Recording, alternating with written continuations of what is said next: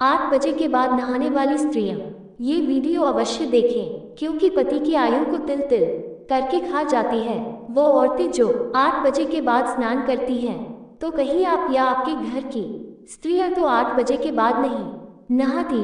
यदि नहाती हैं तो आपको ये वीडियो जरूर देखना चाहिए क्योंकि आज हम आपको बताने वाले हैं कि जो औरतें 8 बजे के बाद नहाती हैं वे अपने परिवार के लिए कैसे दरिद्रता को खुद न्योता देती हैं। दोस्तों, हमारे शास्त्रों में जैसे मनुस्मृति, विष्णु पुराण या फिर गरुड़ पुराण सभी में 5 प्रकार के स्नान के बारे में बताया गया है, जिनमें सबसे पहले ब्रह्म स्नान, दूसरा राशि स्नान, तीसरा देव स्नान, चौथा मानव स्नान और पांचवा दानव स्नान बताया गया है।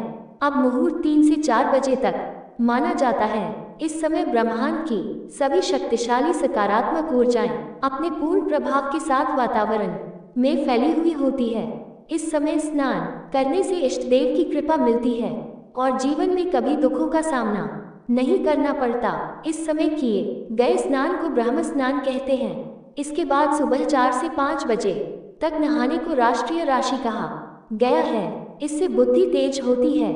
इसके बाद सुबह 5 बजे से सूर्योदय तक किसी पवित्र नदी में नहाना या किसी पवित्र नदी का नाम लेते हुए नहाना देव स्नान कहलाता है।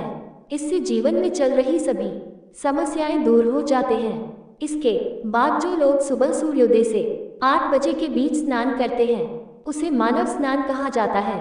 हर मनुष्य को सुबह 8 बजे तक स्नान कर लेना चाहिए क्योंकि जो लोग 8 बजे के बाद नहाते हैं उसे दानव स्नान कहते हैं। और अगर घर की स्त्रियां 8 बजे के बाद में नहाती हैं तो वे खुद अपने घर में दरिद्रता को न्योता देती हैं।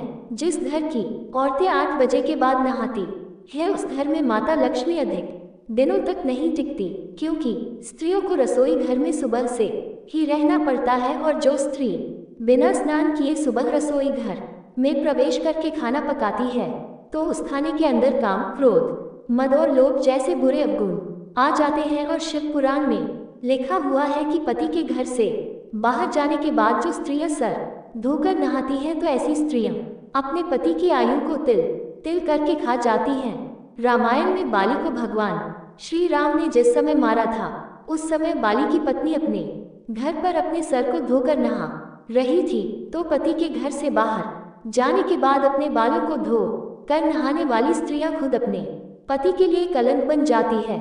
स्त्रियों को ध्यान रखना चाहिए कि वो घर की लक्ष्मी होती है और उन्हें सुबह सबसे पहले ब्रह्म मुहूर्त में उठकर स्नान कर लेना चाहिए।